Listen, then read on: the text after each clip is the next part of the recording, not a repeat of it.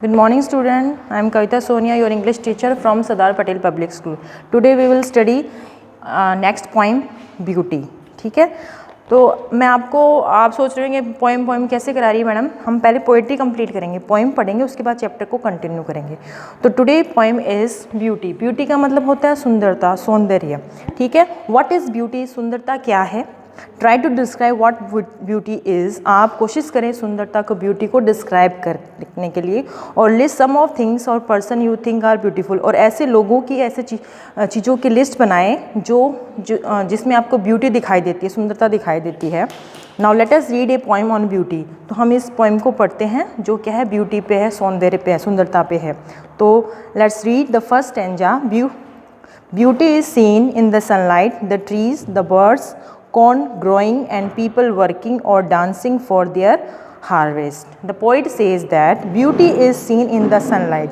कवि कहते हैं कि सुंदरता को, सौंदर्य को देखा जा सकता है in the sunlight, सूर्य की किरण में, यानी सूर्य की रोशनी में हम सुंदरता को देख सकते हैं। क्यों, कैसे?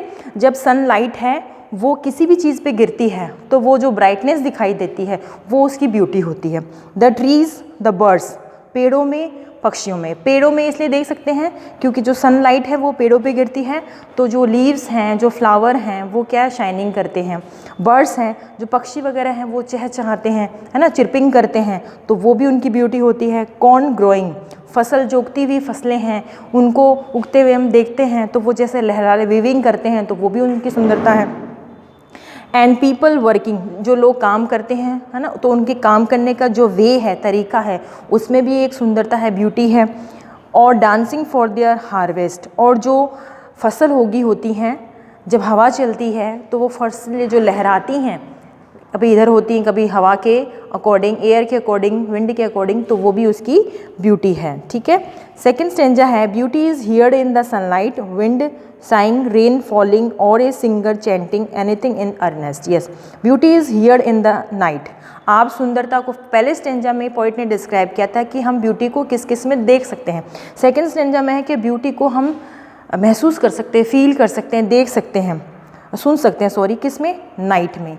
जब नाइट होती है तो उसकी जो मून की जो लाइट होती है वो चीज़ों पे जो गिरती है तो उसमें जो ब्राइटनेस आता है तो वो एक ब्यूटी है। विंड साइंग, हवा, जो साइंग का मतलब होता है सांस लेना, लंबी लंबी सांस लेना, तो विंड यहाँ पे ऐसा, इसका मतलब ये नहीं कि विंड सांस लेती है, मतलब तेज़ से जब हवा चलती है तो वो भी एक ब्यूटी है।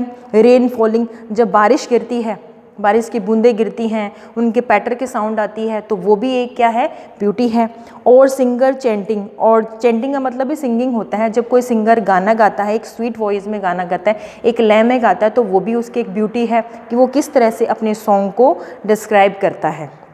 एनीथिंग इन अर्नेस्ट, अर्नेस्ट का मतलब होता है एकदम पूर्ण समर्पण, कि वो पूरे एक डेडिकेशन के साथ, पूर्ण समर्पण के साथ अपने सॉन्ग को, अपने गाने को गाता है। तो वो जिस तरह से अपने गाने को गाता है, उसकी जो लय है गाने की, उसका जो तरीका है, वो उसकी सुंदरता है। ठीक है, तो थर्ड लास्ट स्टेंजा है। Beauty is in yourself, good deeds, happy thoughts that repeat themselves in your dreams, in your work and even in your rest.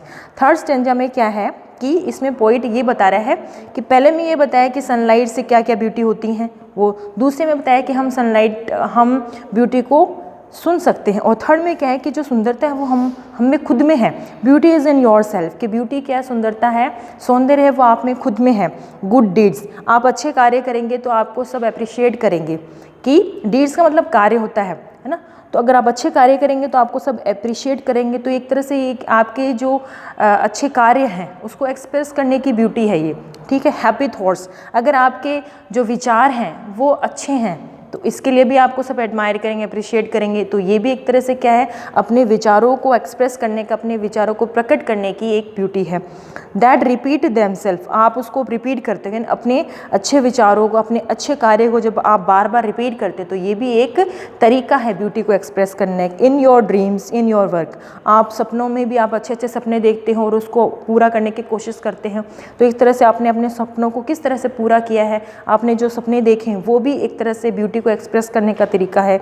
In your work, आप अपने काम को कैसे अंजाम देते हो, आप अपने काम को कैसे कंप्लीट करते हो, कैसे फिनिश करते हो, तो ये भी एक ब्यूटी है। And even in your rest. जब आप सारा काम कर लेते हो, हर तरीके से आप डेडिकेशन को कंप्लीट कर लेते हो, तो उसके बाद में जब आप रेस्ट करते हो, रेस्ट करते टाइम आप जो फील करते हो, अच्छा महसूस करते हो, आपके हैप्पी थॉट्स आते हैं, अच्छे अच्छे ड्रीम्स देखते हो आप, है ना, अच्छे कार्य के बारे में इमेजिनेशन करते हो, तो ये भी सारी क्या है, ब्यूटी है। तो इस तरह से हमारी जो पूरी जो पोइट्री है वो ओवरऑल एक ब्यूटी के बारे है कि when a person express his thoughts, happy thoughts, his dreams, he saw dreams in the night, how express his happy thoughts, a working people express do his work। तो ये अलग अलग लोगों के अलग अलग तरीके हैं। तो ये सारी चीज़ें ऐसे नहीं कोई सुंदर चीज़ ही हमें सुंदर लगे, नहीं, हम जो अच्छा सोचते हैं, हम अच्छा कार्य करते हैं, हम अच्छा काम करते हैं, सपने देखते हैं, सपनों को पूरा करते हैं, ये सारी ओवरऑल क्या है, ब्यूटी है। तो इस तरह से हमारा ये जो पोइट्री वाला चैप्टर कंप्लीट होता है। इसके मीनिंग मैं आपको सेंड करूँगी, लिखवानी हो क्वेश्चन आंसर में आपको सेंड करेंगे। Okay, thank you.